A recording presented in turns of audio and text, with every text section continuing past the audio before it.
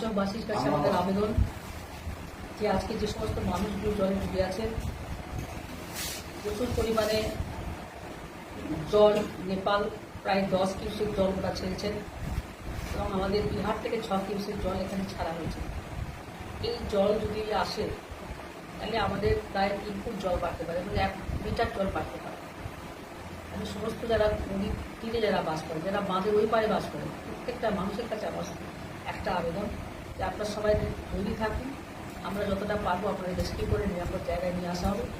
এবং আমি আমাদের মাননীয় মুখ্যমন্ত্রীর নির্দেশে রাত্রি 1টার সময় আমি ব্লকে আছি, আমাদের মাননীয় ডিস্ট্রিক্ট ম্যাজিস্ট্রেট আছেন, জেলা সমাহর্তা আছেন, এসপি সাহেব আছেন, এসডি সাহেব আছেন, এডিএম আছেন, বিডিও আছেন, সিভিল ডিভিশন টোটাল আধিকারিকরা এই ব্লকে আমরা এখানে সিদ্ধান্ত নিয়ে প্ল্যানিং করে কীভাবে রেস্কিউ করা যায় সেদিকে আমরা নজর রাখছি। কেউ হটকারিতা করবেন না, জল এখন আসতে একটু টাইম লাগবে, জল আসছে, তবুও যখন জল আসবে আর গঙ্গার সাথে তো আমরা লড়াই করে তুলে দিতে পারিনি। তাই সমস্ত মানিকচকবাসী, ধুবড়ি এলাকার গঙ্গাগর্ভে যারা বাস করছেন, যারা বাঁধের ওপারে বাস করে, তাদের প্রতি সচেতনতা থাকার জন্য বলছি আসার জন্য আপনারা প্রস্তুত থাকবেন।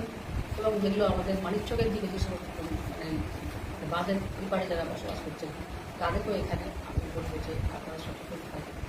এদিকে আমাদের গোপালপুরে, এদিকে আমাদের কামালদীপুর, তারপরে হাট্টাটোলা, বিভিন্ন জোটপাট্টা, এদিকে নারায়ণপুর, পশ্চিম নারায়ণপুর, দক্ষিণ চণ্ডীপুরের 4টে বুথ, 6টা বুথ আছে, এদিকে নারায়ণপুর চর, তারপরে রামনগর থেকে শুরু করে সিমনতলা, বিভিন্ন জায়গায় মানুষরা যারা গঙ্গাপুর পাশে বাস করছে তাদের কাছে আমার বলুন যে আপনারা সচেতন থাকুন, সরকারকে সহযোগিতা করুন, আমরা আপনাদের সঙ্গে সহযোগিতাপূর্ণভাবে আমরা করবো।